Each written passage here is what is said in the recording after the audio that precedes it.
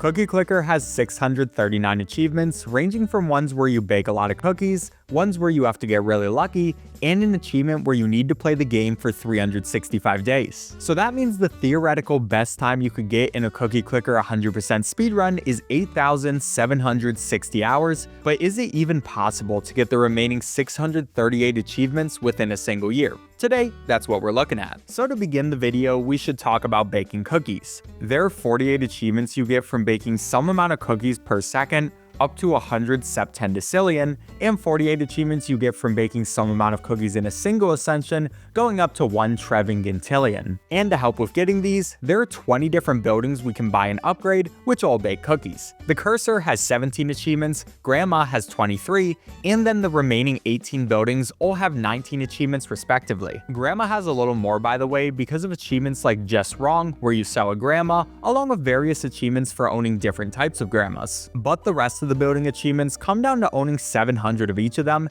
and making a ton of cookies from them, like the 20th building U, which needs 1 quattraordicillion cookies. These numbers are so hard to say. Then there's various other achievements involved with our buildings, like owning 10,000 of them and purchasing tons of upgrades for them. There are 35 of these types of achievements, making our total achievement count just from buildings 417. Obviously, that alone takes a ton of time to get, but one thing to help with this that the speedrunner Whitestone Jazz did was make a program that always tells you the most optimal building to buy at any point, so that can help a lot and will be in the description. Even with the program though, these are the biggest grinding achievements in the speedrun, and they're just gonna take a really long time. And there's one more achievement for each of the buildings that I haven't even mentioned yet, and that's to upgrade each of them to level 10, where the only way to do this is by using sugar lumps. Sugar lumps are a secondary in-game currency, which unlock after baking 1 billion cookies. Basically, how they work is you get one every 24 hours and then need to wait for them to mature before harvesting them. Then depending on the kind you get, you'll get anywhere from 0 to 7 lumps. And to upgrade every building to level 10, you would need a total of 1,100 sugar lumps, which, according to the wiki, would take around 677 days. So there goes beating the game in a year, right? Well, almost, if it wasn't for one lesser known strategy. See, when Whitestone Jazz decided to make the run, these are the rules he set out. They include obvious things like not cheating, using mods, changing the clock, or using an auto clicker, but one thing that is allowed is save scumming. Now, how save scumming works is you want to copy your current save export and then paste it into a different document. Then you can click on the current sugar lump you have, then copy and paste your new save to the other document before reloading the original one and repeating this process over and over again. Now, every time you do this, you're starting a new sugar lump at a different time, which means they're all going to mature into something different. That means you can essentially run hundreds of games together, each with a sugar lump that started growing at a different time, so you have a better chance that one of those sugar lumps turns out to be good. If you do this a couple hundred times, you'll almost be guaranteed to get a caramelized sugar lump, and if you do it 1,000 times, you have about a 50-50 chance to get a golden sugar lump, which of course is another achievement, so yeah, that does need to happen eventually.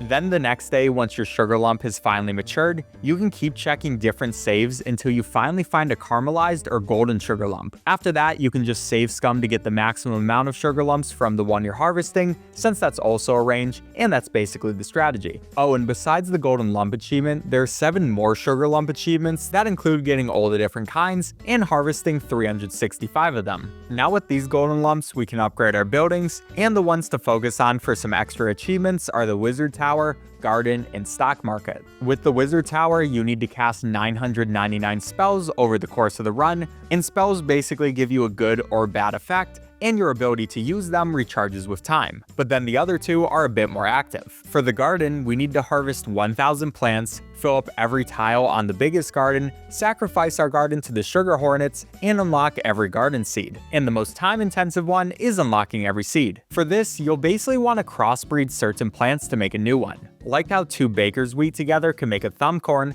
a baker's wheat and a thumbcorn together can make a crown of rice, and so on from there. Then for the stock market, there's achievements for owning a bunch of stocks and making a bunch of money from them. So it's just like real life where you want to buy stocks low and sell them high. Both of these mini games have guides on the wiki, so I recommend checking it out. Now next up, we have the golden cookie. This is a cookie that will pop up on the screen every once in a while and gives a temporary upgrade. There's 8 different golden cookie achievements, 6 of those from clicking up to 7,777 golden cookies, and the other 2 which come from clicking a golden cookie less than 1 second after it spawns and 1 second before it dies. Then we have 11 miscellaneous achievements, like giving your bakery a name or clicking the news 50 times, and most of these aren't too hard to get. Probably the hardest one to get here is Never Click, where you have to make 1 million cookies while clicking your cookie less than 15 times, and you can get that after an Ascension. And speaking of Ascension, this is a feature of the game where you get rid of all your buildings, upgrades, and cookies, and in return get heavenly chips and a prestige level.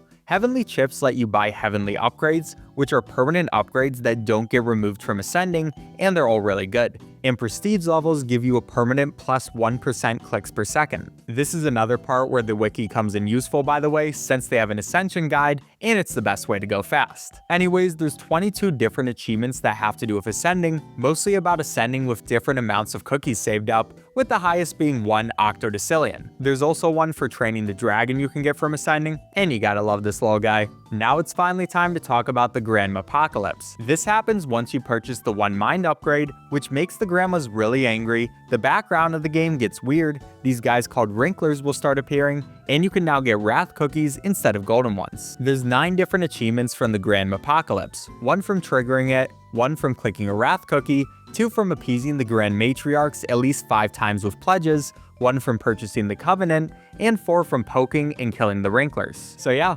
that's the horror part of Cookie Clicker. Anyways, next up is the season achievements. Cookie Clicker has special seasons for Halloween, Christmas, Valentine's Day, and Easter. You can use the Season Switcher upgrade from Ascending to get to these, and each of them has special requirements, with there being 14 seasonal achievements in total. Now there are 15 clicking achievements, where you have to get from 1,000 to 10 non-nillion cookies from clicking, and this gets easier as you get upgrades. Now for our second to last group of achievements, we have 23 milestone ones. Some of them are things we already talked about, like the garden and the stock market, but pretty much it just comes down to 100%ing every aspect of the game. There's also the hardcore achievement here, by the way, where you need to get 1 billion cookies baked with no upgrades purchased, so that's another thing to do during one of your ascensions. But finally, our very last section of achievements in Cookie Clicker are shadow achievements. These are described as either too unfair or difficult to attain, and they don't show up on your stats tab until you achieve them. And yeah, there's some ridiculous stuff in this section. Achievements like clicking 27,777 golden cookies,